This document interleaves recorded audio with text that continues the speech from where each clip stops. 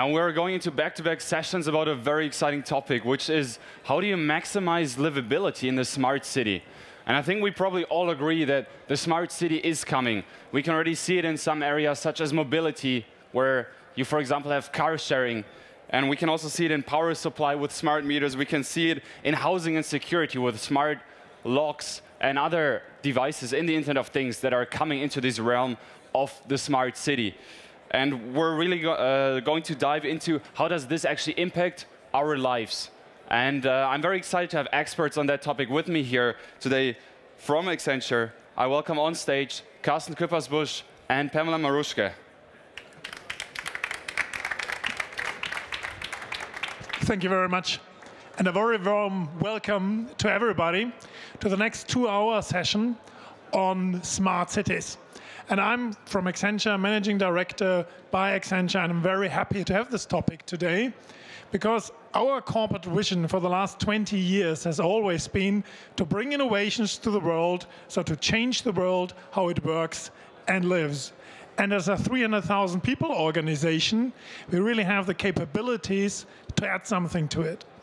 And for the ones who have spent here the whole week on the CeBIT, every day we had a 2-hour session on the Internet of Things context, on mobility, Industry 4.0, or digital life. And today, it all comes together, because where does work and live basically happens? At the cities. So today, we will focus for the next 2 hours on how can we change the world, how it works and lives by making the smart cities smarter. So Pam, what are we expecting today? Well, first of all, a warm welcome also from my side. I'm quite happy that it's Friday and it's still a crowd here, and it seems that you're interested in that topic, and I can also confirm that smarter cities will come. Probably not as fast as we wanted to have it, and we wanted to see already some results so far, but it will come, and it will be a topic for the next few years. My name is Pamela Maruschke. I'm a managing director at Accenture as well. My focus area is around smart grid. I'm working in the Accenture smart grid services. And my customers are classical utilities around Europe, Africa, and Latin America. And if I look into smarter cities for these utilities, I do see differences in all the different regions and in the different countries as well. And what we brought to you today are quite interesting speeches. We do have Gea Baron with us, who is talking about experience from the city of Amsterdam. We do have industry keynotes. We do have a technology portion as well. We do have one from EnBW here, Uli Höhner, who will talk about how EnBW goes smarter city. I think quite interesting speeches for you as well. And I'm quite happy to introduce to you now Simon Charles. He's our head of the global head for smarter cities, and his experience will hopefully impress you as well on what we're doing as well at Accenture and how he sees the future as well. Thank you very much, and a lot of fun. Enjoy the day. Thanks, Pam. So thank you very much for having me here today. It's great to be in Hanover. I think when you're in a cathedral of digital like we are today, it seems strange to hear the story that I'm about to tell. But I was asked to give some context about the story of smart cities and how it's evolved since I started in 2008. And for me, I kind of see smart cities like a 3-act Shakespearean tragedy. And bear with me on this, because I think you'll understand why that's the case when I've been through the process. But Act 1 started in 2008. And in 2008, the future was very bright. Everything was possible within the context of smart cities. And we started with this techno-utopian view of what cities would look like in the future. It was all very Blade Runner. Everything was possible. Technology could solve every single urban problem that we had. And there were no limitations to that. And that quite quickly led to a situation where cities were out setting grand visions of what the future was going to look like, the technologies that they were going to implement, and how we were going to move forward with this. But the reality was that those utopian visions of the future didn't materialize as fast as everyone thought they were going to do. organizations made huge investments, $50, $100 million in the course of 2 years, to start developing product and service offerings that the cities never bought. Every single week, you could travel around Europe and the rest of the world attending smart cities conferences that would talk up these utopian visions of the future, and companies in the technology sector would take the old technology offerings that they had, they would dust them down and put a new offering strategy around them that was targeted at a different buyer. So rather than selling the same solutions to the existing corporations, they saw these new cities as a different segment, and they tried to package solutions. But it was all about the technology. They were selling technology. But the cities weren't buying. And that is where the tragedy starts. In any good Greek tragedy, we start with hubris. We all feel like we're unstoppable, and that the world and the future is bright, and we have the world in the palm of our hands. But that is the first sign of hubris. And after hubris comes nemesis. And at the end of Act 1 of this story, we saw the large corporations laying off 50% of their workforce that was working on smart cities because the promise of sales that they were making never materialized. The cities weren't buying. They didn't know what they were buying. They didn't want to buy technology. And they didn't understand what the value proposition was. They couldn't go to their citizens and say, this is how your life is going to be different tomorrow than it is today. And therefore, there was no political narrative that existed that allowed them to sell this politically. No one understood where the value was, and if there's no value, there's no investment. When there's no investment, there's no money. When there's no money, people get fired. So in large organizations, we saw those organizations completely decimated. And even up until the beginning of 2013, there was this reformation of the industry, and that required a fundamental change. So this is where the second act in the play begins, and the story starts to improve. Now, the difference in the second act to the first act is that the rules of the game had changed. Everyone who'd been through the first act understood that we could not sell technology. Technology doesn't sell, solutions sell, outcomes sell. And therefore, we had to change our business model. We had to change our sales strategy and our approach. And we had to focus on the outcome. But more importantly, we had to take one step back. And we needed to understand the challenges. We needed to address urbanism at its most fundamental level. In a city, what are the challenges that citizens face on a day-to-day basis? Why is life frustrating for my grandmother or my child? The reality is their lives are very different within the city, but they're equal stakeholders in terms of the need of service provision. And unless we as organizations understood what the frustrations of those communities were and what the solutions were that politicians were looking for, we could never really articulate the value proposition. So the key to success in Act 2, and by the way, we're only at the beginning of Act 2 right now, the key to success in the rest of Act 2 is design. We shouldn't be leading with technology. We should be leading with design. And good design starts with understanding the problem. So organizations like mine and my team is built up of anthropologists, ethnographers, and designers. We seek to understand the fundamental challenges that are existing within the cities, and then starting to think about what kind of solutions do we need to build, and who do we need to collaborate with? Not on the technology side, but in terms of the development of governance models, new business models, new regulations and legislation that is really going to help cities to drive the development of these solutions. And ultimately, only the technology follows as an enabler of those new solutions. So the future successful companies will lead with design and follow with technology. And we'll focus on the development of sustainable business models and sustainable governance models that are functioning well. So where are we starting to see this happening? So in Act 2, at the moment there are 2 main cities globally that have ambition, that have intent, and have the resources available to be able to scale what hasn't been scaled before. Act 1 was about the creation of islands of smartness. It was all about pilot projects. We implement 5,000 smart meters here. We implement 2,000 charging stations there. But it never scaled. It never reached that level of scale. So the 2 cities that are really tackling this head-on right now are Singapore and Dubai. Now, the reason Singapore and Dubai have the ability is they have resources. They happen to be city-states, so the alignment of governance from national government to city government is very clear.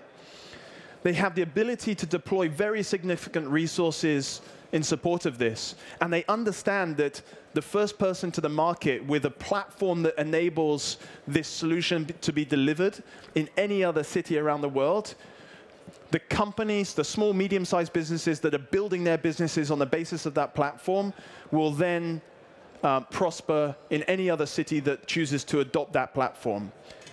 In one case, they'll probably go with a proprietary solution. In the other, they'll almost certainly follow with some sort of open source solution. They're already being clear about how they're going to procure this, and the process of procurement and development is underway. So in Singapore, it's called the Smart Nation Program. In Dubai, it's called Smart Dubai. In the next 2 years, you'll hear a lot about those platforms. Ultimately, what is at the heart of those platforms are universal IoT, Internet of Things platforms that allow any device to be connected into the city. But not just that. There's an open data dimension. So they will be extracting data from pre-existing systems within government and providing APIs and tools that allow developers to develop new applications and services that sit on top of that platform. Now, that is effectively creating a marketplace. It's taking it away from a public sector service provision mentality to a service enablement strategy. So the city is going from a situation where they're trying to think about what services they provide to how do we create a market that empowers small businesses to develop services, and they will live or die by the success of the services they deliver, unleashing the market to deliver the services on their behalf, but the city is providing the underlying infrastructure. So what we'll see going forward is a focus on how we're going to be developing standards around that, but also how do we get from Act 2 to Act 3. And Act 3 is about taking those designs and starting to think about how you scale them down. How do you scale them to the smaller cities around the world and lower the barriers to entry for those cities to follow on? And I think in Act 3, in 3 or 4 years' time, we're going to see the real flourishing of smart cities. But the same principles of success in Act 2 apply in Act 3. It's all about nimble, agile design, being focused on the value proposition, and being able to develop the kinds of services that are required. And that is a great segue to the next speaker, Ger. Ger is the CTO in Amsterdam. And Amsterdam are right at the head of the agenda in terms of enabling the infrastructure to create a marketplace for these services. And although the resources may not exist that exist in somewhere like Singapore or Dubai, the intent and the ambition is even greater. And I think what you're going to hear is a real story about how you take a different approach, which is much more market-led. So thank you very much for your time. Thank you. Thanks for the opportunity to share a few of our insights. And I would like to talk a bit about our city, basically, and how we look at this whole new wave of technology changing the city we live at. We're a relatively small city. Maybe you could say the DNA of our city, or the special thing of Amsterdam, is that we used to be a focal point in terms of trade lines and traffic, people coming in and out. We used to have the biggest port in the world 4 centuries ago. Nowadays we have a decent airport and we have the largest internet hub in the world. So we used to be a hub being connected to the world, ending up in 182 nationalities living in Amsterdam. So we are more or less a small city, in many ways a pretty normal city, but I think we're a bit above average in terms of outward looking and being international. And the interesting thing is, when you look at this whole new development of technology impacting our world, impacting our industries, I mean, it's going in waves. I mean, we have inventions popping up in our city. Well, the big harbors actually started out with herring. And we managed to get herring in barrels for 3 months, so we could travel further, basically, and other types of food as well. So inventions always lead to a wave of innovation. A wave of innovation in a city which changes society. And I think we all realize that the impact of the first, second, and industrial revolution for the last 200 years are not only about the impact of how industry has developed from steam engines, electricity, chemical industry, etc., but also impacted how we organize ourselves as a society, how we organize our cities, from factories to from small communities to factories, etc. So every wave of innovation is changing the way we organize ourselves and the way we organize our cities. And nowadays we're in the era where the driving infrastructure for change is everything that has to do with, well, the internet, I would say, connectivity. Digital revolution, third industrial revolution. So we need a connectivity. And when you look at a city from a city perspective, and this is a visualization we created together with a bunch of companies and the city of Barcelona, in the City Protocol Initiative, is that there's a whole... The cities are all been the same, but things are changing. So first came in harbors and roads, etc., sewage system, waterworks, and now we added a layer of connectivity and digital infrastructure. So this new layer of information and digital infrastructure is going to change everything that's above in this organogram, in this visualization. So everything that has to do with hospitals, retail industry, schools, etc., will be changed and disrupted by this new layer of infrastructure. So we need to plan differently, we need to think differently, we organize ourselves differently, we need to interact with the citizens in a different way, all due to this new layer of infrastructure. So we see basically 7 big trends that are in our city, which developed, enabled by this new infrastructure. And we see that the role of the government is getting less important in our perspective. Communities are picking stuff up themselves, I would say, again. They also did that 300-400 years ago. People just organized their own neighborhood, their own food, their own healthcare, etc. And then the government has been grown to what it is nowadays. I think 55-60% of GDP nowadays is government-related in terms of spending, which is rather ridiculous when you think about it. And we see that this is changing again in a networked society. So 7 trends, I would say, and it's about decentralization, influence of consumers, possession is getting less important, access is more important, openness, open innovation, open collaboration, open data, etc., is getting more important. Wasn't that important earlier? Yes, obviously all these things happened earlier as well, but we didn't have the means to leverage it. When you think about open data, I mean, our city became rich 400 years ago via open data, because on a 4x400 square, people start to share data about cargo, trade, risks, enabled us to start the first stock exchange in the world, launch the first financial newspapers in the world, enabled normal citizens to invest in cargo, trade, shares, etc. So open data is nothing new. Nowadays we can leverage on a global level. That's the new thing. So why do cities want to be smart, intelligent, smart plus connected? Pick your favorite vendor in this perspective. It used to be about, well, hey, we're going to earn money or euros, etc. But I think it's closer to us, actually. When you look at technology and why we think technology is so important, it's more about this. This is a Maslow pyramid about physiological things, safety, love, belonging, self-esteem, self-actualization. And all these levels, technology plays a big role in our elementary needs and in our needs. Physiological, I mean, food. The Netherlands is the second food exporting country in the world after the United States, which is rather ridiculous because we're quite small, actually. This is because we grow crops 5, 6, 7 times a year at the same place in greenhouses, making use of big data and optimization of the way we do it. So even for elementary things like food production, the use of data and technology, sensoring to put in water in a decent way, is so important. So this is a photo of the Big Data restaurant, which is in New York, actually. For the nerds over here, it's a great restaurant to go to. But it's an interesting thing that even for food production, it's so elementary already to use technology. We used to build dikes in the Netherlands, just putting up a pile of sand. Even up to 10 years ago, starting 2008, this was the first pilot. It's pretty common to put a dike filled with sensors to measure what's happening with the water, manage it easier, better, etc.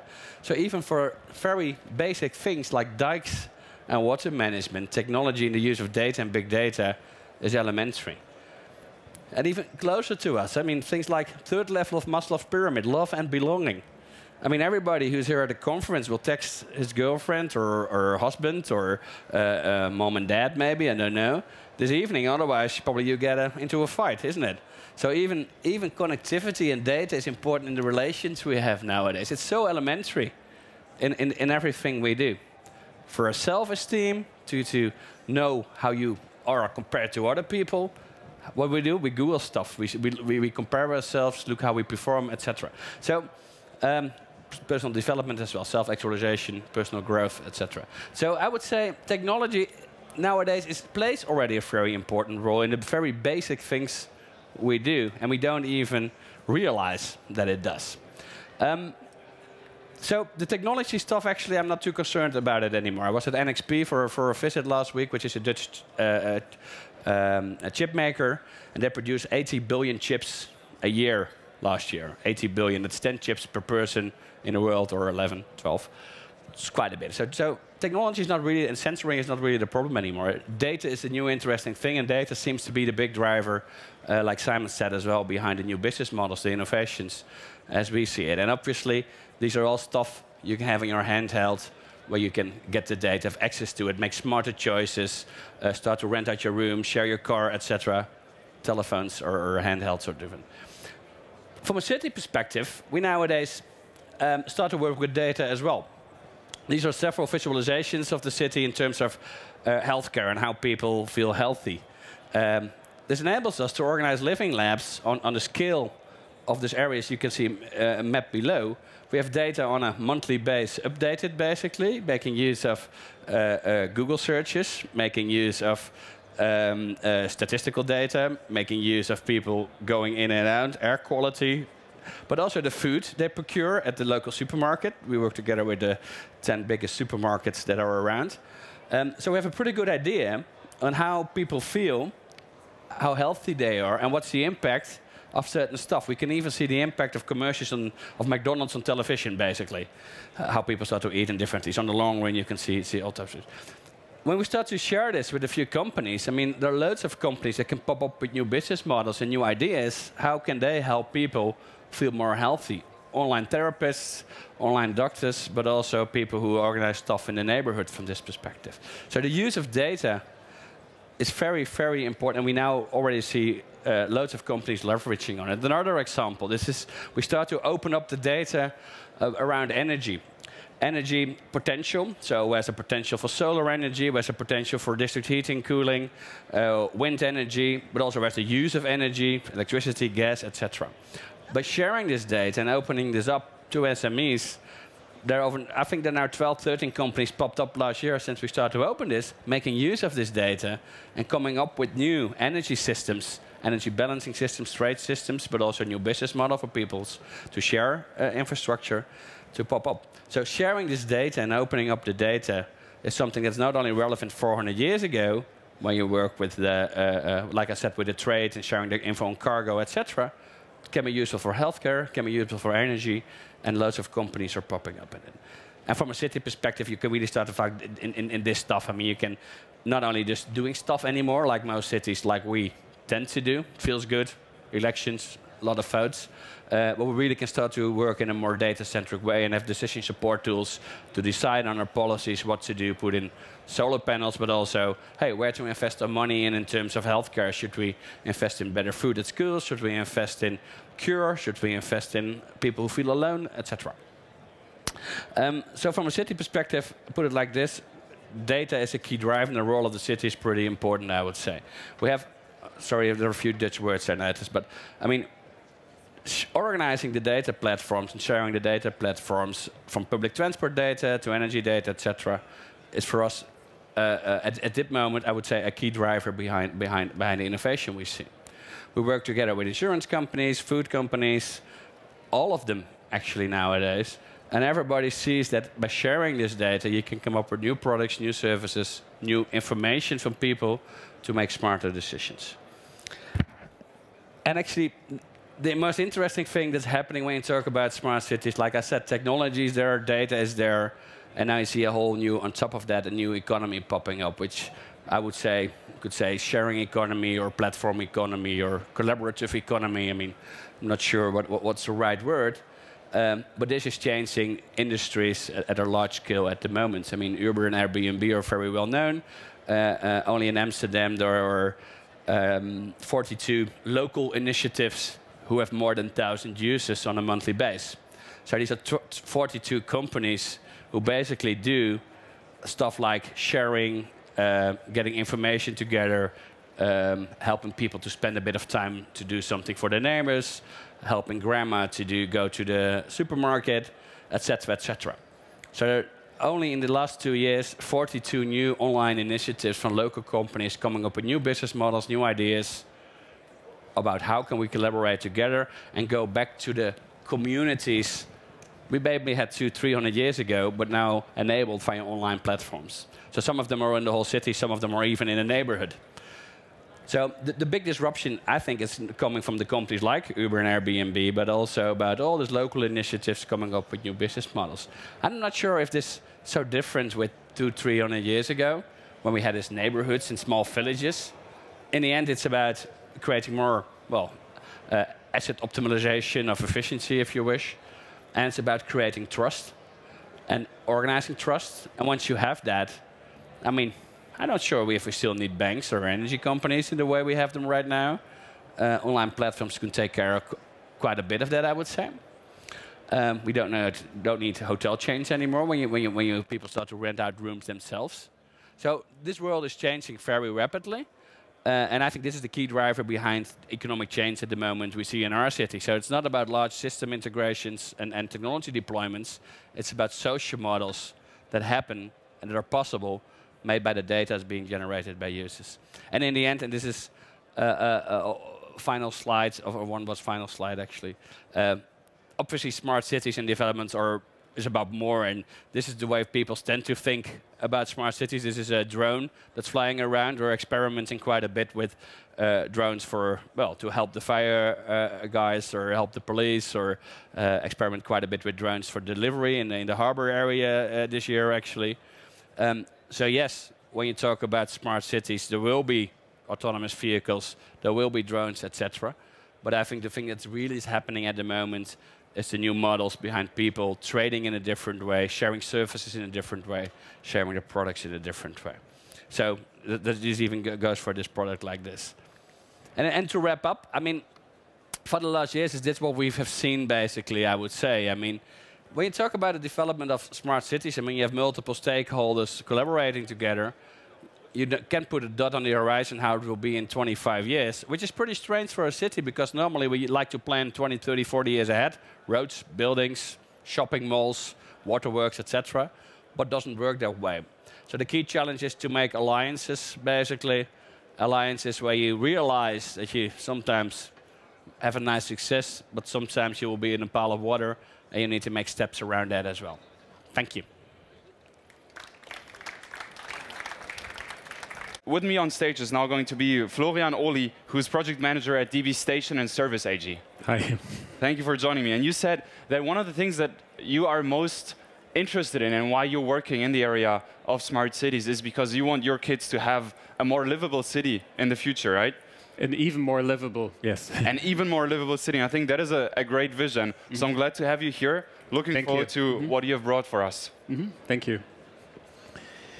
Okay. Hello, everyone. I'm Florian from DB Station and Service. And as you can see, we're not exactly a startup. Stations have been around a while. And what I want to talk to you about is what we see is our role for smart cities, how we turn train stations into smart, sustainable mobility hubs. Just to give you an idea of the size of our operations, this is a more modern version of our train station, the one in Berlin. We are around 5,000 people managing 1,000 station buildings, and then we have an additional 4,000 stations without buildings.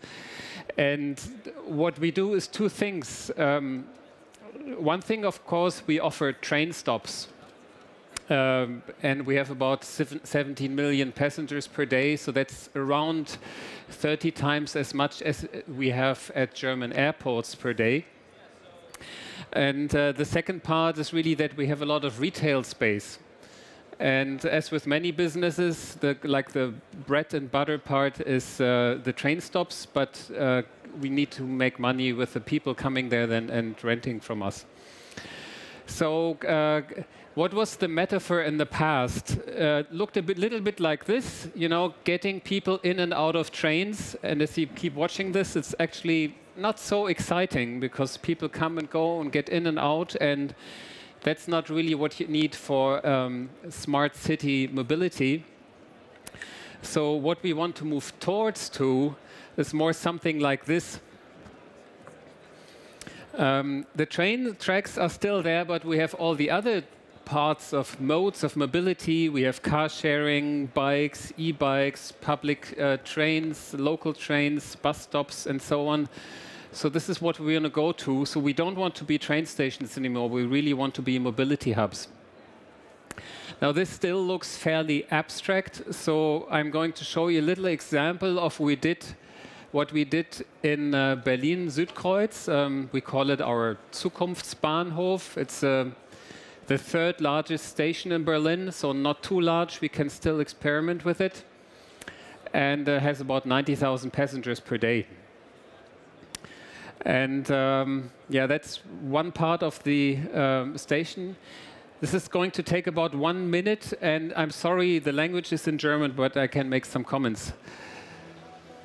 Do we have sound in it? Okay.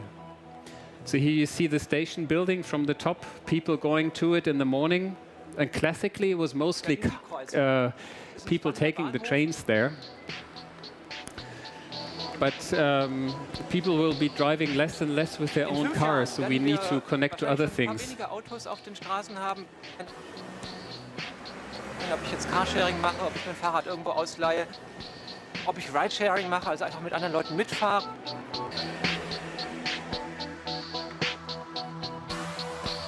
So now we need to turn this into a mobility hub.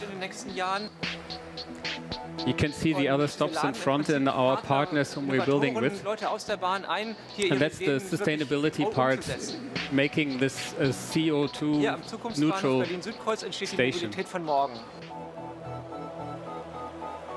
The guy speaking there was our architect who was coordinating that project. So what we do here, you can see the station is really making this mobility hub version 2 an experiment, because technologically everything is there. We just need to make better use of it. So there are 3 aspects I would like to dive into a little bit. One is the mobility hub aspect. The second one really is ecology. How do we make it sustainable? And the third one is the travel information. So in terms of mobility hub,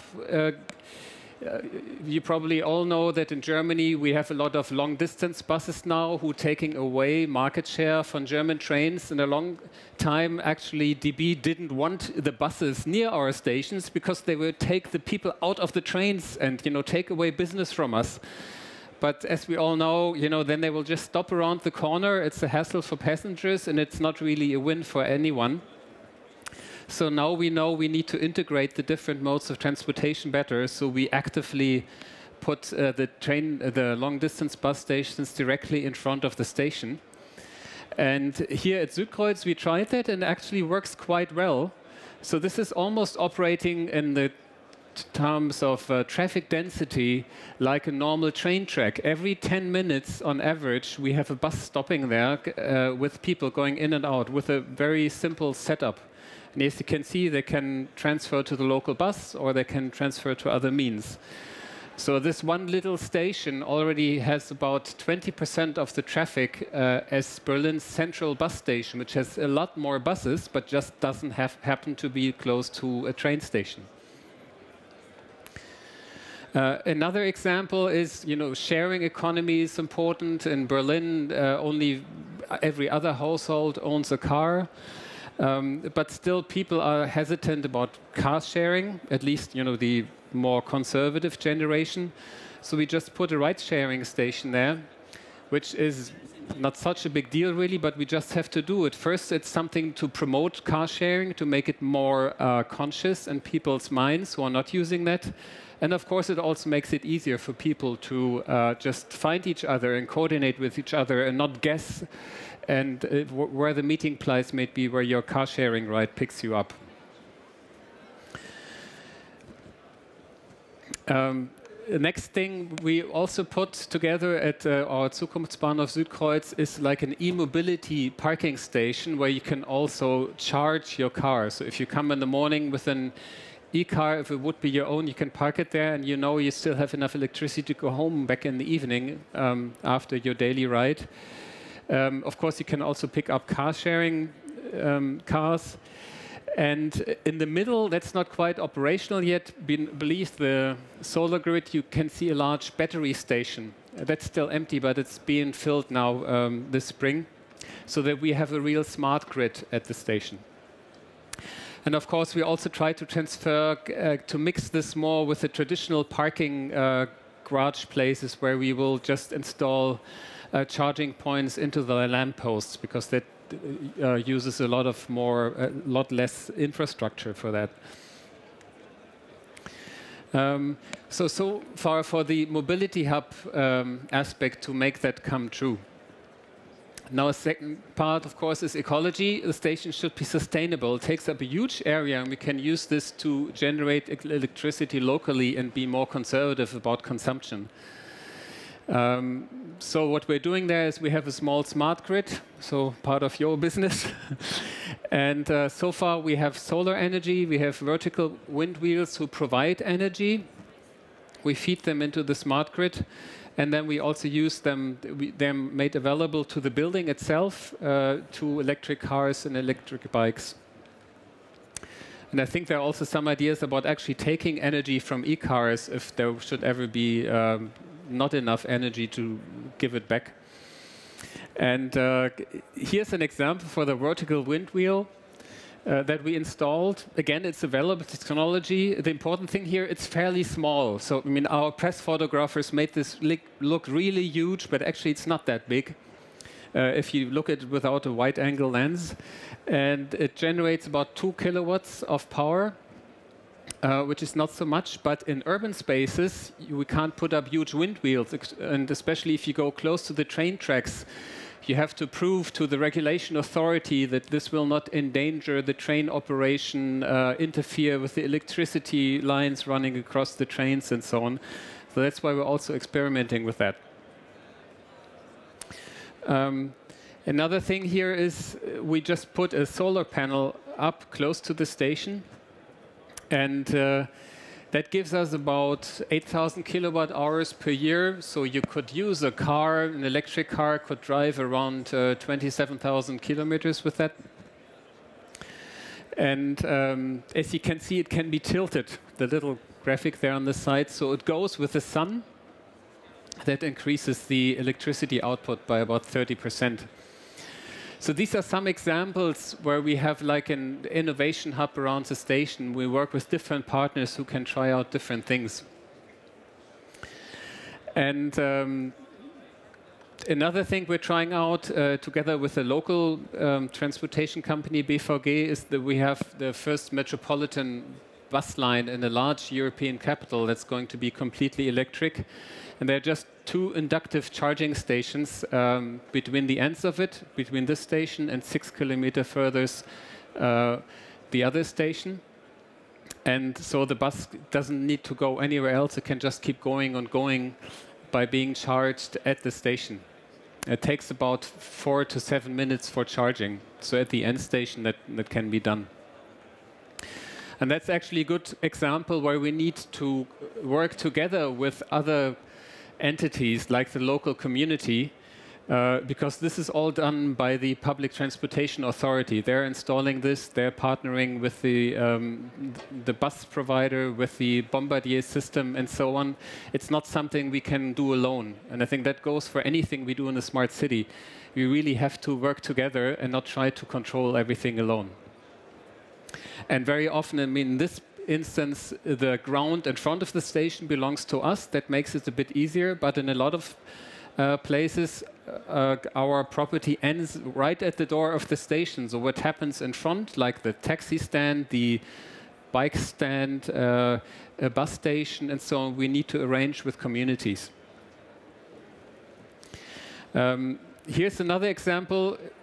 Now, Südkreuz is a station we already had. This is an example of Horem, a small station in Western Germany, which went live last year, where we built a completely new building. And the goal was to make that climate friendly in terms of being completely carbon dioxide neutral. So we put in, for heating systems, geothermal coupling, getting the heat up from the ground below. You can see solar panels that are heating the water that is needed inside. We reduced the energy consumption by making a lot of light available so that you don't need so much lighting. So this building really becomes CO2 neutral in terms of lighting, cooling, air circulation, heating, water, and so on. And this was the first green station we built. And of course, it's also built very comfortable for the train travelers. There are more seats to sit and waiting, which other stations don't have. The second station we will have in Lutherstadt-Wittenberg next year. We will open that. So much for ecology aspects. Then, of course, a mobility hub is a great thing. But people also need to be comfortable using it, so they need to be guided across the way when connecting from one mode of transportation to another. That's for, if you look at all of Deutsche Bahn, that's a very important goal. We want to be a mobility company, not just a train company, because we can't just target people, or go to our trains, and then we would lose market share. So travel information is like the glue that binds that together to really make people use our mobility offerings. And so we're also experimenting at our Südkreuz-Bahnhof. One example is we just put a little column up there that looks a bit flashy. And we just combined the different data sources, in this case, for people going there, how they can connect and they can look it up. And that everyone, of course, now has a smartphone, we think, but there's still a lot of people we have to think about who don't use smartphones. Maybe not yet, or maybe not ever, we will see. And they still need some stationary information. In this case, we have the long-distance buses on top in real time from different companies. We have the local buses when they're going. There's a little map in the middle that shows where the how the traffic situation looks like, where flexible car-sharing cars are, and so on. Also, if you can rent a bike, we have a lot of caller bikes in Berlin. And we will keep experimenting with that, with other designs. Maybe in the future would look like this, that it doesn't only indicate to you when something is leaving, but also how long you need to get there. There's no use if there's a bus leaving in 5 minutes, but you need 10 minutes to find the station and then 3 minutes to run there. The bus will be gone. Which will require that we digitize all the station maps and have vector maps of the ways within the station. Another example we did is at the train track itself. A lot of other European countries have that already, a digitized display of where the cars of the train are actually going to stop.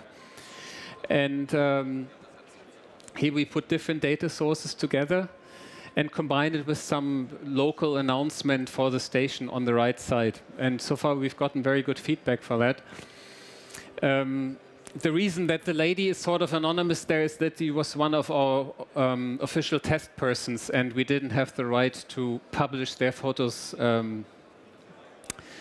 publicly, so that's why we had to hide the faces. Sorry for that. And talking about test persons, here we have a list of all the abstract personas. In your talk, you talked about making good design, so we really thought of what are the different personas that go through our stations for any mobility offerings. And we came up with 8 different personas and some of their versions, that's why you see more here, that need barrier-free access to the stations. And one thing we focused on the station, of course, is what we call the Silver Traveler. The abstract name of the persona is Elvira, with the red cross around it.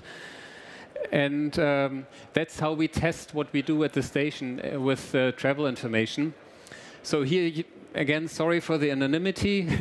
Here you see all the personas testing. They get an analog mobility companion, little sheet of paper, because they're not so comfortable with smartphones, that has all the route information they need on there. And we tested that in real life with a little prototype, and they were quite fond of it. And here are some more photos from that testing. One of them was, needed barrier-free information where the exits are and so on, and if the elevators work. So here in this example, the design approach proved to be quite well because people were really happy. So we are thinking we're having a good vision now what train stations should offer. And there's just a very little video clip here. And again, sorry, it's in German. I can just only say before, this quote was not scripted and the lady was not paid to do that. But what she said about our little analog mobility companion. Ich weiß gar nicht, wie ich es anders beschreiben kann. Es ist einfach und schön und nimmt einem die Angst vom Reisen. So this is what the lady said, and this is what we hope to do for everything that stations to really become a mobility hub that makes living in the city more attractive and be sustainable at the same time. That's all. Thank you. So hello, everybody. Let's start with a short history of the energy market compromised in 45 seconds. Can we see the film, please?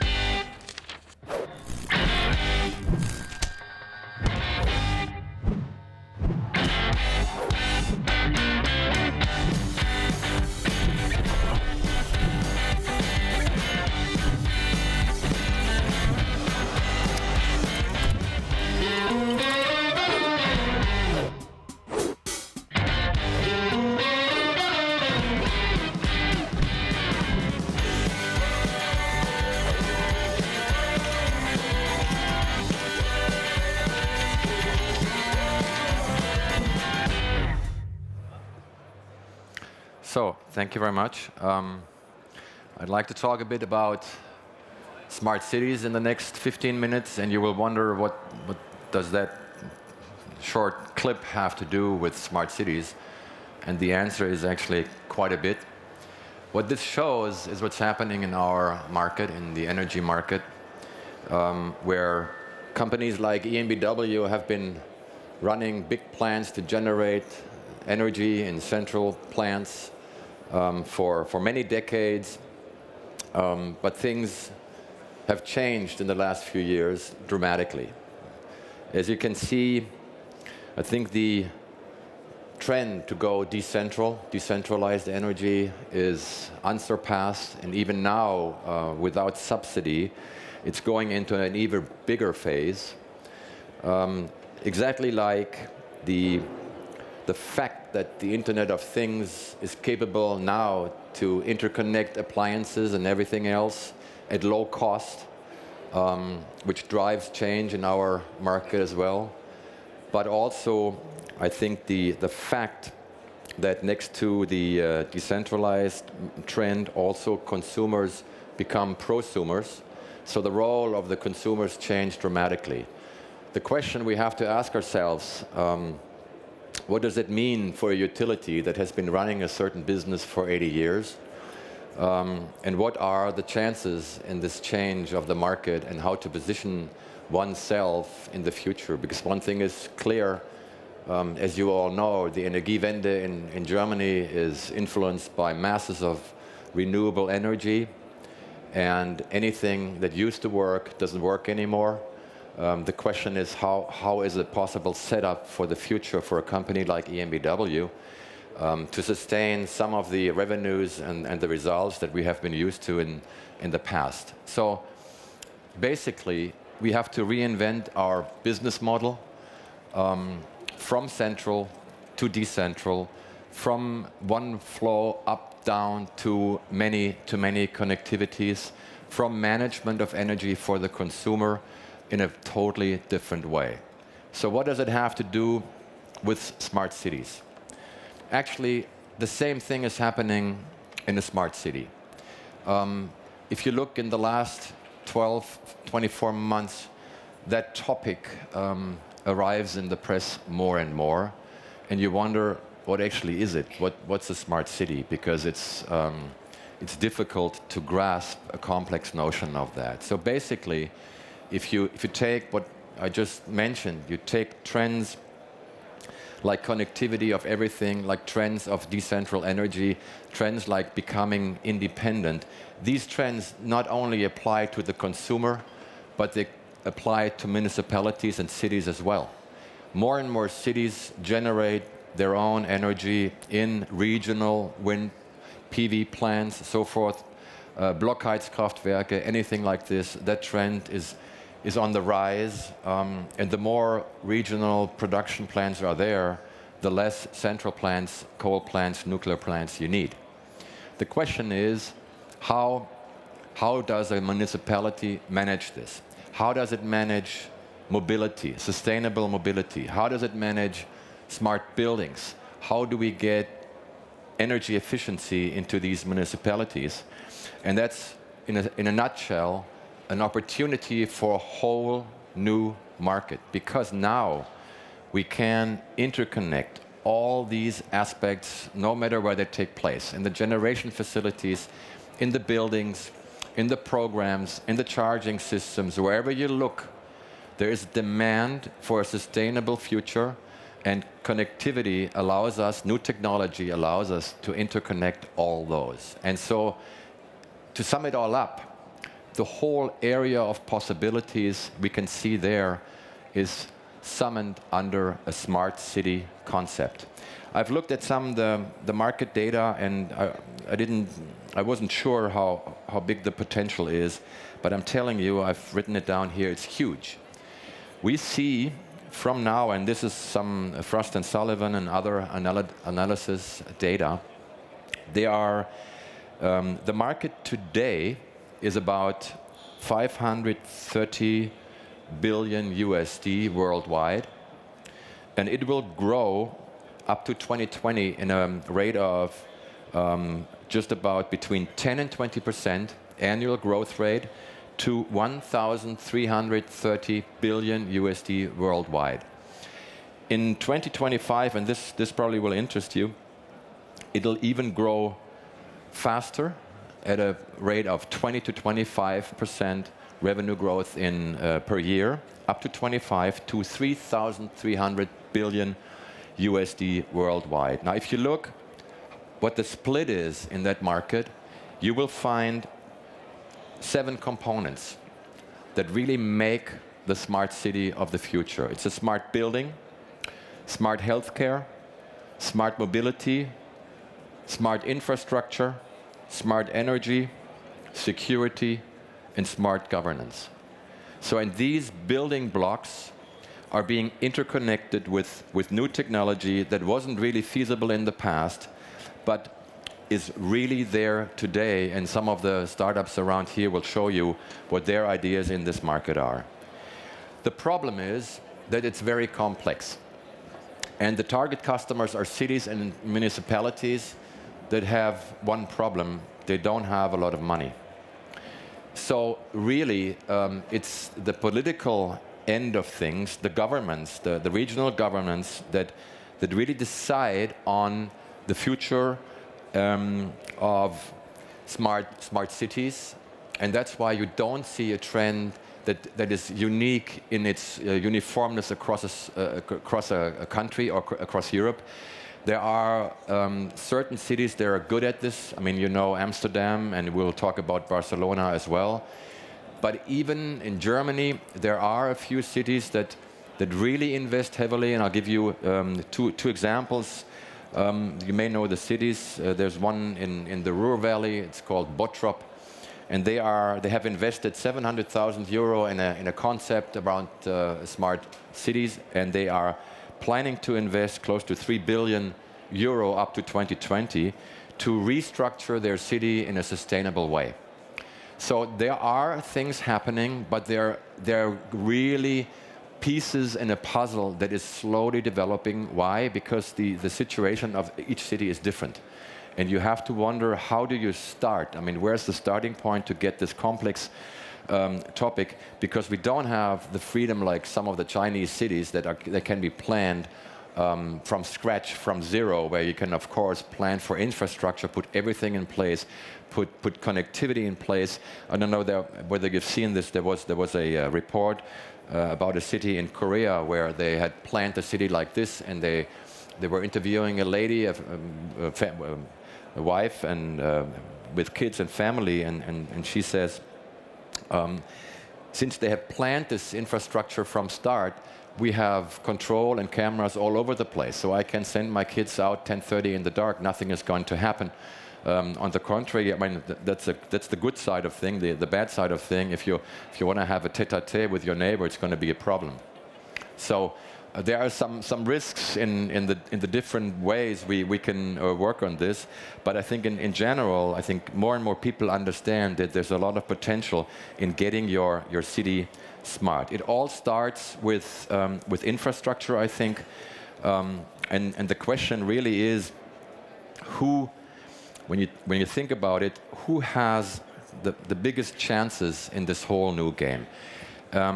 And since we're here in Code N, I want to stress a point one more time to say that this is a great opportunity for startups. And we see it at a lot of different places, that startups really see what kind of role and business models they can drive in that complex business of a smart city. There are a couple of examples that I want to mention. There used to be a program last year at Startup Bootcamp. The first vertical that we did, it was called Smart Transportation and Energy, and we were quite surprised how many new ideas, young companies came and had super business model ideas that all were in that complex area of smart city, smart transportation, smart energy.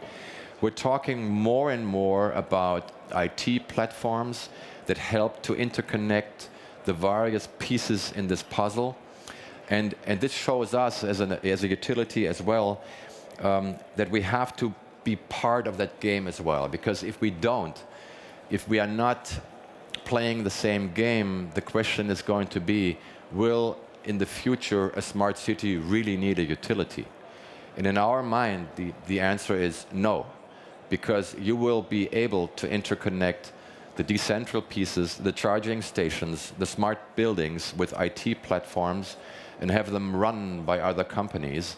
And since most of the energy comes from the region anyways, you don't need a central supplier anymore. And that's a real danger for all utilities. And that's why we, amongst others, have now products to enter this opportunity for us jointly with startup technology, because we don't have everything we need to be a player in this game. What we do have, and that's important for all of you guys who are running new ideas and working on them, we have customers. We have more than 5-6 million customers. We have a lot of customers in the cities, in the municipalities that we can utilize for different technologies for you as well. So that's an opportunity for both. I think what we also have is a strong brand. I mean, EnBW is number 3, third biggest utility in Germany. So the brand is known, and there's also some trust in a company like ours as far as data management is concerned. Because after all, we're talking about platforms that interconnect data. And so you need a trusted person that knows how to deal with them in a professional and also a secure manner. However, it needs to be mentioned again that the startup scene is really focusing in new verticals and makes use of startup ideas to get this thing going. And I see more and more events. I noted there was a startup weekend for Smart City in London last year. Even this year, there is a Smart City setup in Florida that just shows you that more and more, even though they don't have money, there is something going on there. The problem is every city is different, and we need very small, different players that help to manage that complexity. So what's in it, you will say or ask, what's in it for us?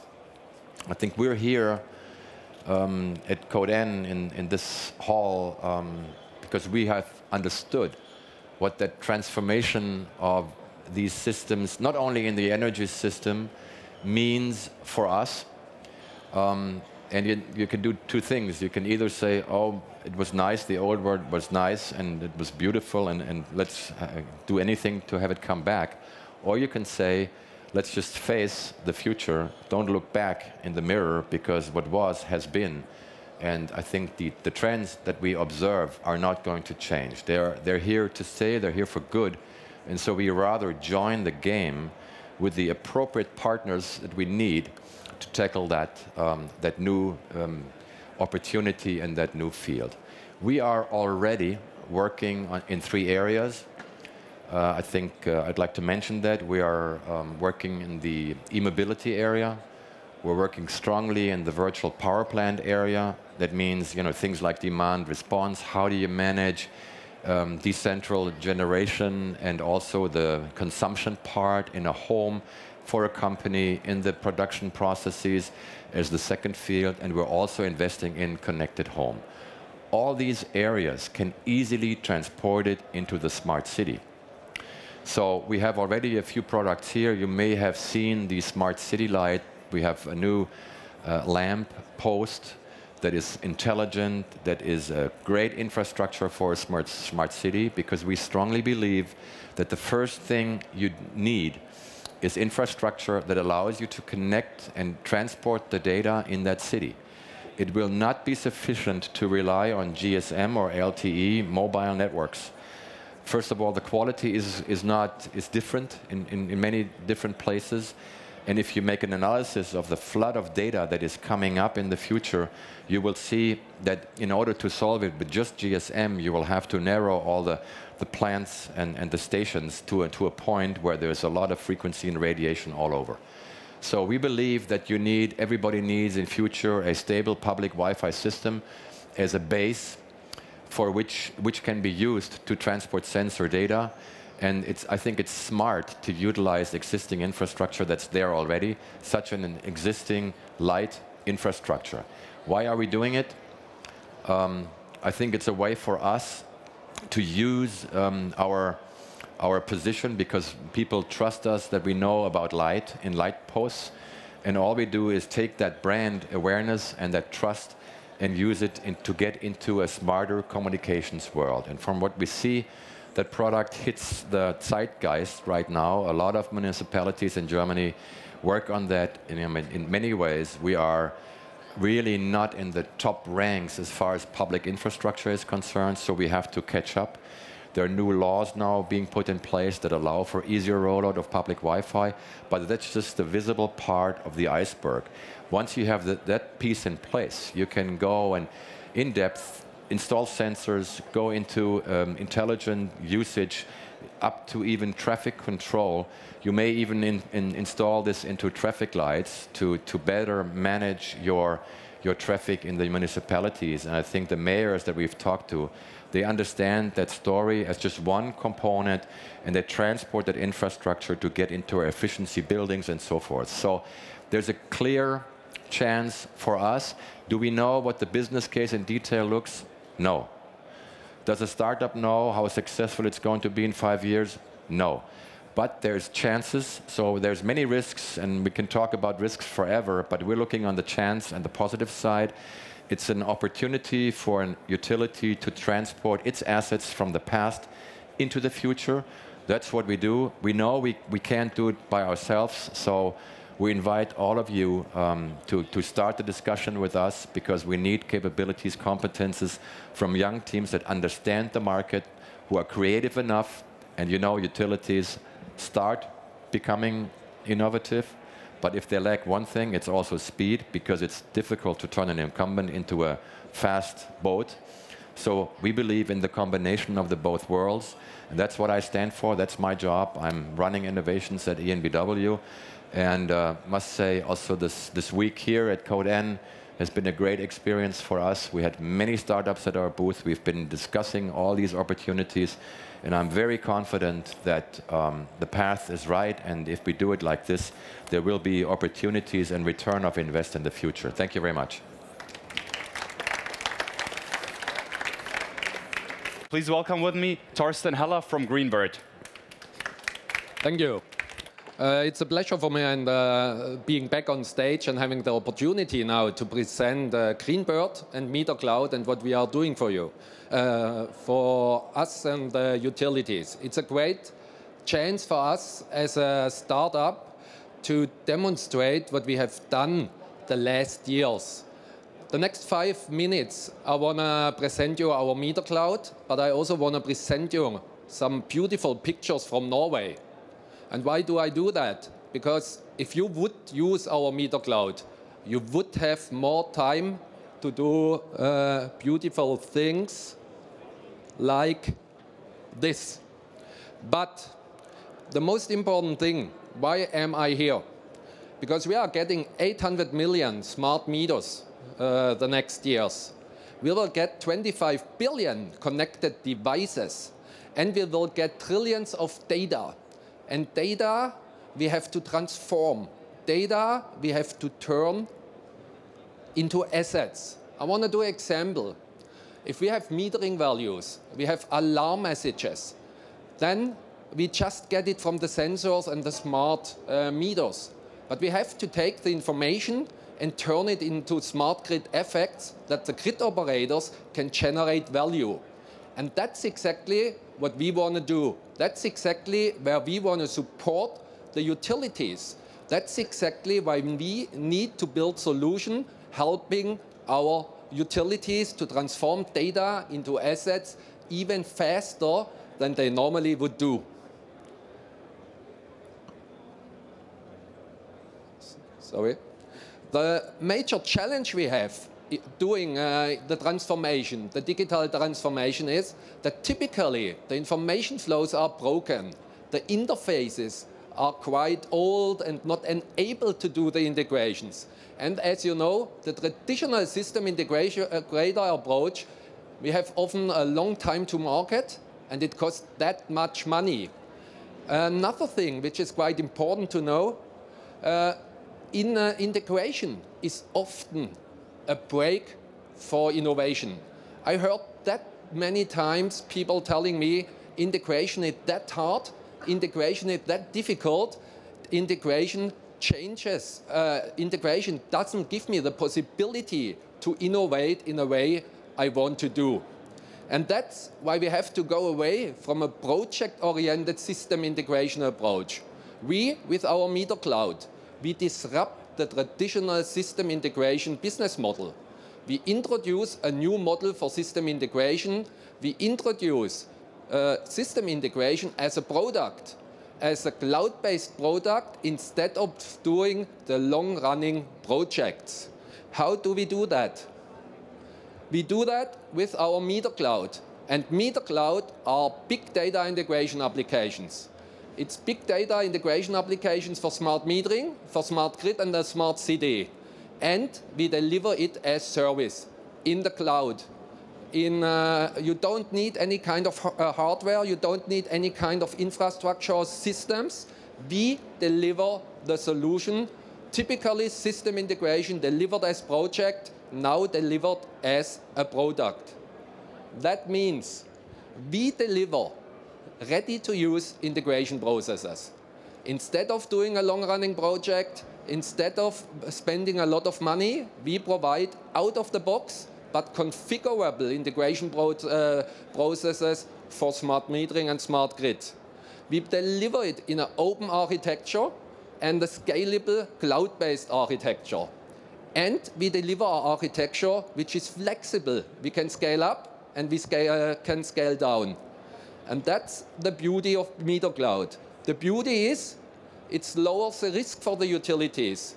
You get faster integration, and even more important, we can generate value. We can generate value faster than in a traditional business model. What is Greenbird? Greenbird is a company founded in 2010, and today we have 30 employees in 2 locations. We are located in Oslo, we are located in Stavanger. Stavanger is for oil and gas, and that's one of the next steps we are planning to do in Greenbird. Today we have more than 51% of the meter clouds are operated by our clients. And now we are moving from the Nordics to Europe and global, and from the utility to the oil and gas and to Industry 4.0. And with that, I'm done with my presentation. And what we are doing, we are changing the game for enterprise integration forever. Thank you. Please welcome with me the Director of Technology Strategy for Europe, Middle East and Africa, Rüdiger Dorn. Thank you. Thank you very much for having me. And I'm very excited to be here. And you may ask, why Microsoft? We are the company that promised to bring a PC on every desk a couple of decades ago. We have a new CEO, and we are changing rapidly. And City Next, Smart City, is among one of our focus initiatives into the future as how we call ourselves a productivity and a platform company. And if you think about that, productivity is very important for a city, and platform is very important. We talked about the community aspects. We talked about how do we get new solutions, new innovation into cities through SMEs, through startups like here, and how would you do that without a platform? So I would like to talk about a couple of these city aspects and really start with what we see in our discussions in our City Next initiative. And we have a lot of cities united under this umbrella. Hamburg in Germany is one, Barcelona is one, Rio, Tel Aviv. I'm looking at Amsterdam. I think we're also collaborating in some spaces.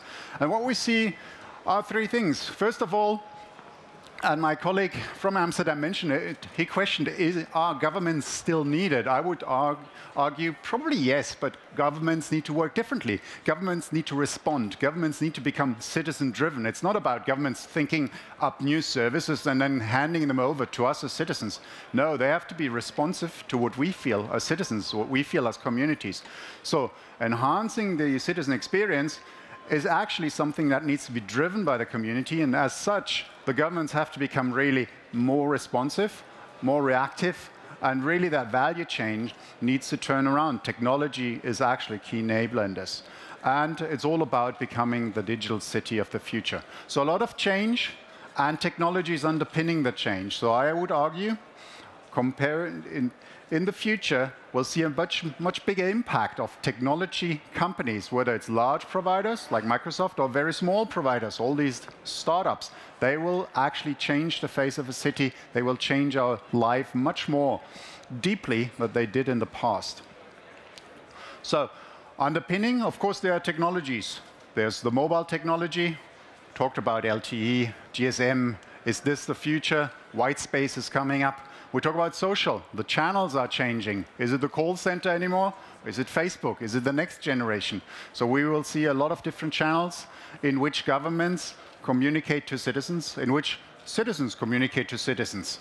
And it all needs to be intelligent. So a lot of data will be collected and is collected already. So the question is, how do you make meaning out of that data and how you turn it into knowledge? So I would go even beyond the question, is it about data? I would say, no, it's not about data. It's about making knowledge out of the data and turning that data into better decisions for the future.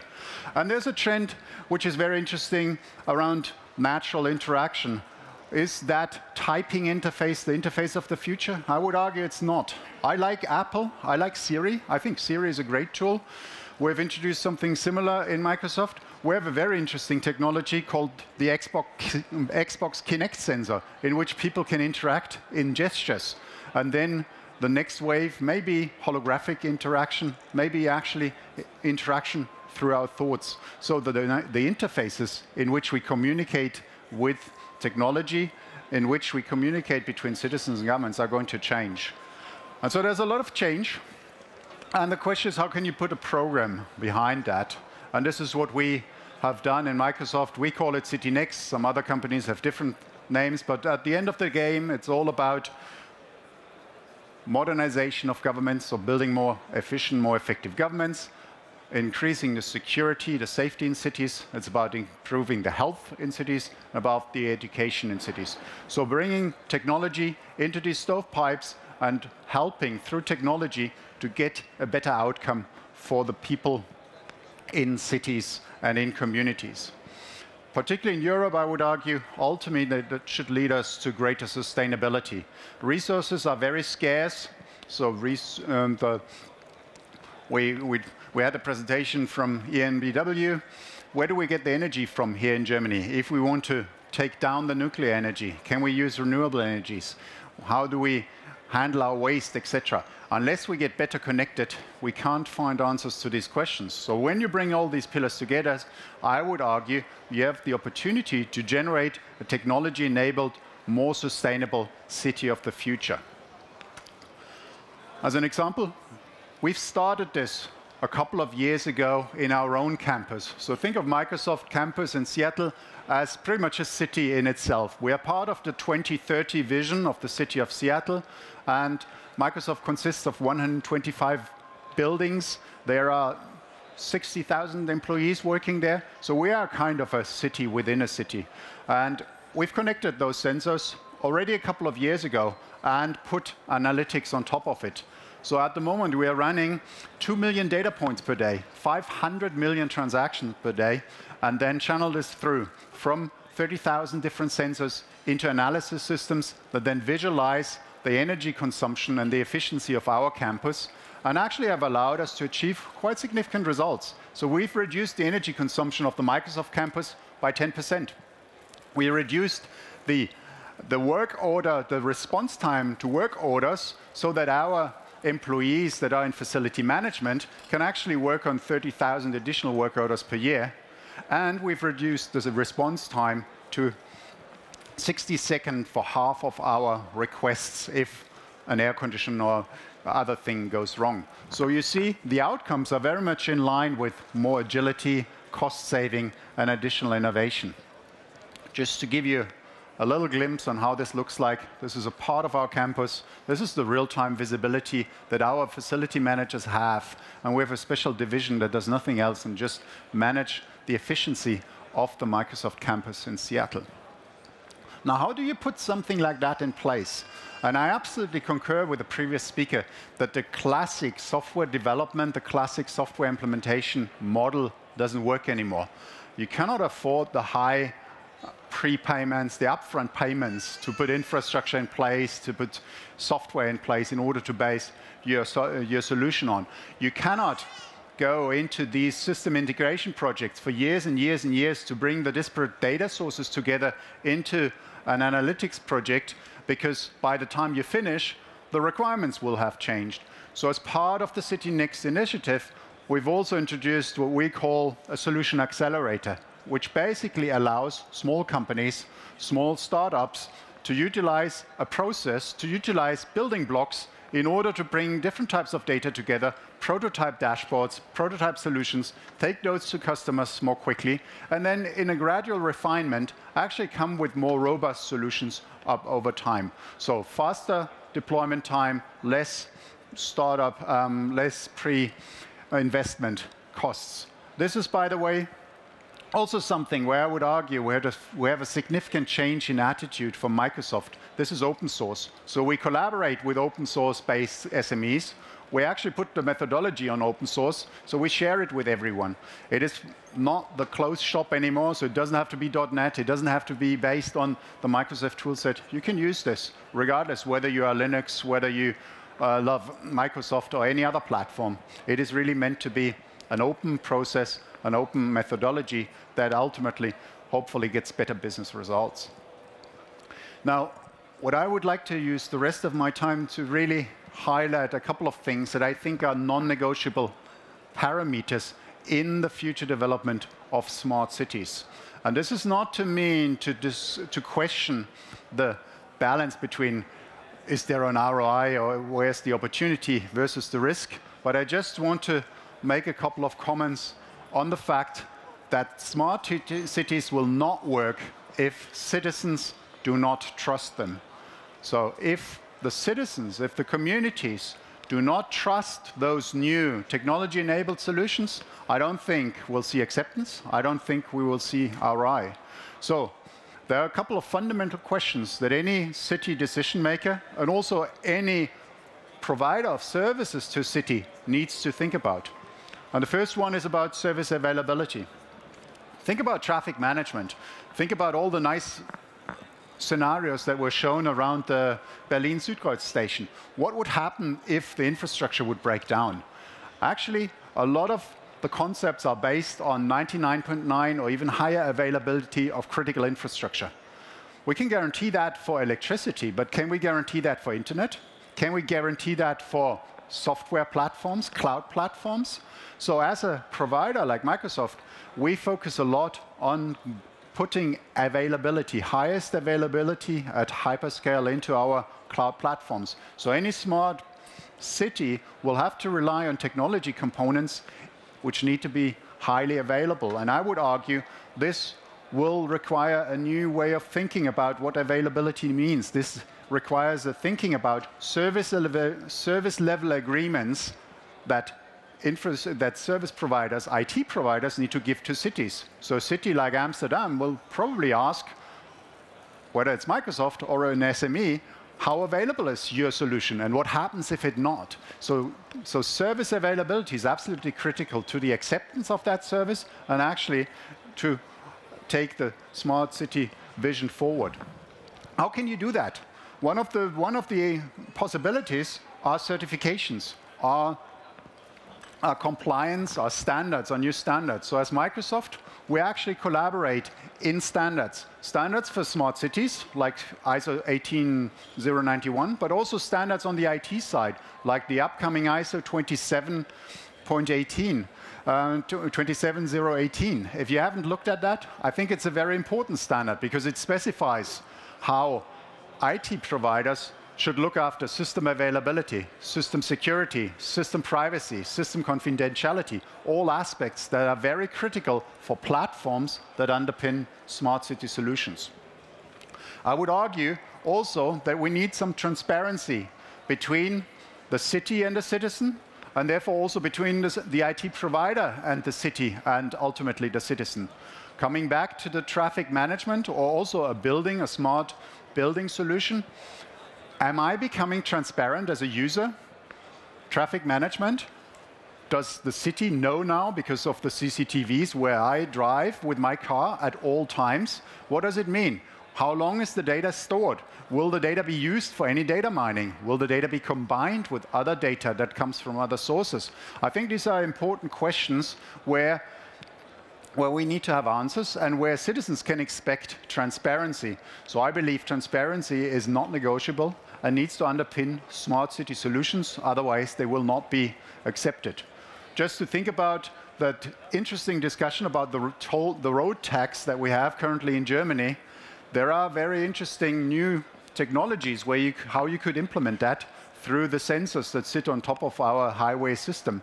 The first argument that I hear from the data privacy authorities is, okay, if we were to go down that road, it would not comply with data privacy laws, and we would create the transparent citizen, and we don't want that. So transparency, I think, is very important and is also tightly connected to that whole issue of privacy. So we have to make sure that citizens believe that smart city solutions will keep the data private and that data privacy is guaranteed It's not used for data mining. It's not shared with other players, i.e. commercial operations that may do mailings on top of my smart metering behavior, etc. So privacy, again, is an absolute critical component of it. Underlying, and this is my last piece I would like to mention, is cybercrime. We live, unfortunately, in a time where cybersecurity becomes a bigger and bigger issue. Cybersecurity comes from different sources. It comes from more private-related sources, like fraud, goes into cyber hijacking, and it takes also forms like cyber terrorism. When we move into the world of smart cities, you can also think of very negative scenarios, like can anyone hijack my traffic management system and suddenly blackmail the city council to say, if you don't pay me $1 million, I will let your buses crash, or I bring down your entire public transport infrastructure. So cities need to think about cybersecurity. We recently joined the Rockefeller Foundation in their initiative, which is called the 100 Resilient Cities. You can look it up on the web.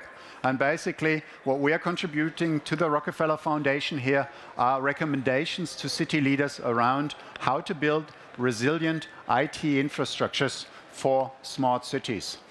And what you can see here are some of these recommendations. And the first and very important one is you have to introduce risk management. In a lot of discussions with municipalities, with mayors, with city departments, I would argue there's still a lack of risk management on city level. At least it's not at the same level as we see it in private organizations, in commercial organizations. This, we feel, needs to change at least as it relates to cybersecurity, because we need to get to a different culture. We need to get to a culture where cities think about how to prepare versus cybercrime, how to prepare versus cyber attacks. So to understand where the weakest links are, to set up standards for those weakest links. Is it down in the sensors? Is it in the network? Is it in the software layer? Is it in the access layer? Think about that and find out where these weakest links are. Just anticipate that you're going to be hacked. Everybody's going to be hacked. Microsoft is hacked. The city will be hacked. Think about the impact and minimize the impact. That's what risk management is about. Second one is think about the action. Think about the response. What happens if you get hacked as a city? What happens if anyone breaks into the system? How do you minimize the impact? And now how do you accelerate the communication between you as a city, CERT departments of a country, maybe private organizations like Microsoft who can bring down botnets, etc. So think about how you maximize your response impact, how you minimize response times, and last not least, how do you cooperate in a new way?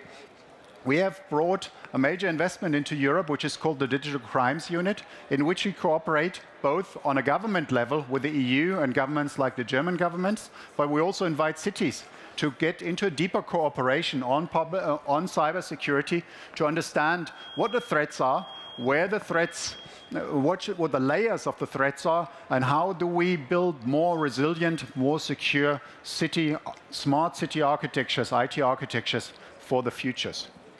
So to conclude, I think smart city is an amazing enabler of change. We're just starting the third revolution here, and it will have an amazing impact on us as citizens, but also us as commercial organizations. It will actually change the paradigm of how companies go to market. I think it's a tremendous opportunities for SMEs, but security, and particularly cybersecurity, together with privacy, are at the core of the considerations. And city leaders have to ensure that they keep that focus and build it into the future smart city architecture. With that, I'd like to thank you for your attention, and I look forward to the panel. Thank you very much. So starting us off, maybe we can look at a program by the European Union, where as part of the Horizon 2020 program, there is a lot of funding available for smart city projects. And what do you think, which kind of initiatives should the European Union give priority to in that program? Who would like to go first? Everybody's looking at the end of the line. Jairo, do you want to maybe give us your take on where the priority should be in smart city projects that receive government funding? Yeah, I would say on stimulating new business models, new innovation and collaboration. So I think there's a big shift, and the Commission understands this, I think, rather good. Normally the Commission would have funded for the last, 20 years, all types of projects to make houses more energy efficient or do pilots around healthcare or whatever. And all this funding basically was to fund pilots. And, well, it's nice to do a pilot and to improve from technology, etc. But you didn't really see the results getting impact, going to market, make it bigger, because the moment there's no funding, there isn't a project, basically. So the challenge is finding maybe a business model at that point. Well, it should be an integral part of the project, actually. So I like new projects of the Commission where they basically say, hey, there are a few things we fund. Data infrastructures, example given, that are open to SMEs and other companies to work with. But not fund the retrofit of a house, because the moment you need subsidy to retrofit a house, there won't be a business model. So what they do pretty good, I think, is fund data infrastructures, but also facilitate collaboration, because organizing collaboration takes time. And they should fund more new business models. And most of the funding now goes to, well, lifelines for traditional business models, I would say. And of course, Simon, you mentioned earlier 2 examples of cities that have pretty good plans and also executing them on becoming smarter cities. You mentioned Singapore and Dubai there. And one of the reasons, or maybe the main reason you gave why they are able to do that, is because the government is very much aligned with their plans, because these are city-states. So when you look at other cities, we might take Hanover as an example, or any other city that is not a city-state. How can they deal with this challenge? Is it much harder for them to become a smart city, or is there a way to do that even without the whole need for aligning with a different government? Yeah, for sure it's more difficult for non-aligned states or cities where they don't have a nation-state benefit. Actually, the issue is quite complex, because it's not just a question of governance itself and the structure of the city government. It's also a question of the degree of liberalization in the economy. So just to take an example, in London, if you went to Boris Johnson, actually his degrees of freedom to act in most places in the city are very limited, because he doesn't have control over most of the assets that exist within the city. The electricity assets have been privatized, the technology or the ICT assets of communications have been privatized. So actually his degrees of freedom to act are very limited. He can influence and he can set vision, but his degree of influence and direct action is very limited. So at one level, there's this kind of liberalization and privatization agenda, which obviously in Western Europe makes things much more complex. I think the second dimension is that the actual institution of government is a legacy of the industrial age. The institutions of government that we have built now reflect, 300 years of innovation based on the Industrial Revolution, and we haven't really caught up with the information age. If you go to most cities, they don't have CIO-type functions, bar Amsterdam, where Ger is the CTO. That's an anomaly. It's not the norm. And therefore, who do you go to in the city that has responsibility for the development of information technology, or even the stimulation of a marketplace for urban information products? It just doesn't exist. And therefore, we need governance to catch up with the technology innovation, and we need to help cities to define their role. It's not at all clear what the role of the city is in the urban information economy in comparison to how clear it was within the industrial economy, and that's something that all cities are really struggling with. Right, so you mentioned how it's very difficult top-down to take specific action. You can sort of give a frame, and you can maybe give some incentives through funding like the Horizon 2020 program, but at the end of the day, it comes down maybe to some smaller players. And we saw only in the case of EnBW, you actually said that maybe you're one of those, let's say, smaller players or agile enough to do something, at least more than a government, but even you reached out to a startup to get the street lamp on the street, quite literally. So is that maybe the most promising way to get this change about, that companies would go out to small startups that can then start working on individual pieces of a city's smart city vision?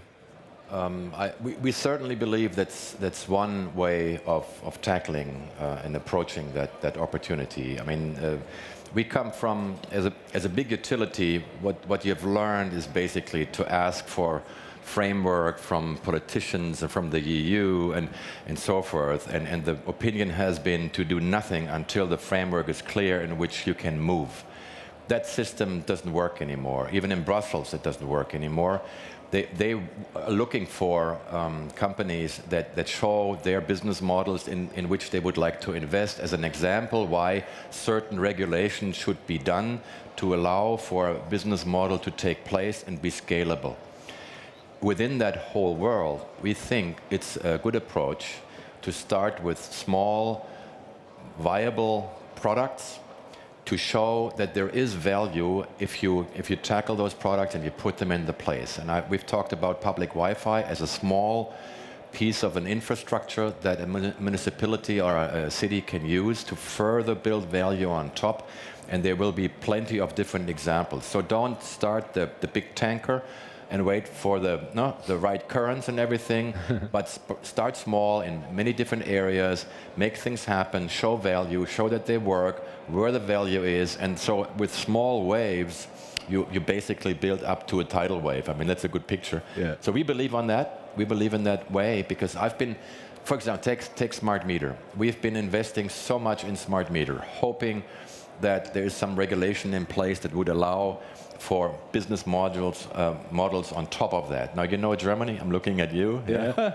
This is a bad case of a great smart meter rollout. I mean, we have sunk millions because the basics didn't work. So we're turning it around and we're saying, who cares about regulation? There is room available even now, just fill it with sensible, valuable products and services, and you can show value to the cities that then can decide, would they go further, would they more invest in something like this? So we try to really find a way in between.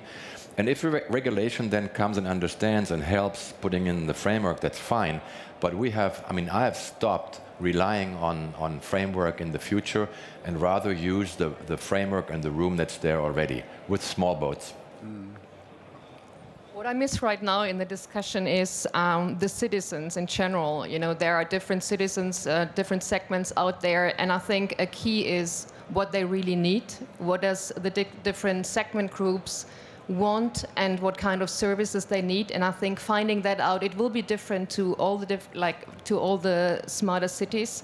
The smaller villages will have different needs than probably the big ones, but focusing on the citizens and start from there, creating then the services, see what's on the market already, how can they be enhanced, or at least which collaboration can be copied. I think that's key as well to be successful in this smarter cities environment. Yeah. I would make one comment about, to link it back to 2020, I think there's a second EU initiative that I find very, very important in this, which is all about how do we unleash the potential and creativity of SMEs. So all the work that the EU is doing around fostering a European industry of innovative small IT startup companies is probably the more promising way compared to this top-down approach. So how do we put in, translating it for city leaders, how do we put in a framework that enables small companies to come up with innovative solutions, to try them, to have them accepted, and then prove out that ROI? I think that is the way to go. And this is where some parts of the EU actually are doing very good things, and you can translate that also down into a city level and think about it as city leaders. And one company, of course, that has done it is Greenbird, right? Yeah. And so how much was your first traction and your motivation driven by government plans or by the problems that individual customers had? What sort of level do you see yourself on? In our case in Norway, it's regulated. So we were in a lucky situation that the government, 3 months after we started, they did a decision that at least smart metering has to be deployed in all houses 1st of January 2019. And that was, of course, for us quite good 3 months after startup, you get a decision like that. It's of course, it boosts your business. But what we then did, and that's why I'm quite happy to hear what you said, NBW, you are looking for smaller companies too, because that's exactly the model we did. We talked to the utilities and try to find out what can we do today, how can we generate smart grid values, how can we show our customers we can do benefits, we can realize benefits today. Of course, everybody likes to talk about the vision in the next 10 or 15 years. But to be honest, I have never got any money for my vision yet. So I liked what you said, the model. We have to find out what can we do today. And talking about smart cities, there's one thing I'm often missing in the discussion. We have that much open data available. But as soon as we talk about smart cities, everybody is talking about sensors, and we have to deploy infrastructure. But look at Copenhagen, look at Helsinki. They just opened up their data, and now we have a lot of smart services without any kind of sensor or infrastructure needed. And I think that's a discussion I'm missing when talking about smart cities. And I think someone who knows a lot about what data is available is Herr, right? You've seen a lot of data. You've showed us a lot of different charts where you collaborated with supermarkets. I found that very interesting. So you collaborated with the 10 biggest supermarket chains to get data on purchasing behavior. So there is loads of data out there. And as you say, Thorsten, you don't even need sensors for that. You just need to go find the right data. And that brings me to the question, what is the right data? I mean, in this huge amount of data available in a city like Amsterdam, how do you figure out which data you actually think is valuable for you to get and to analyze?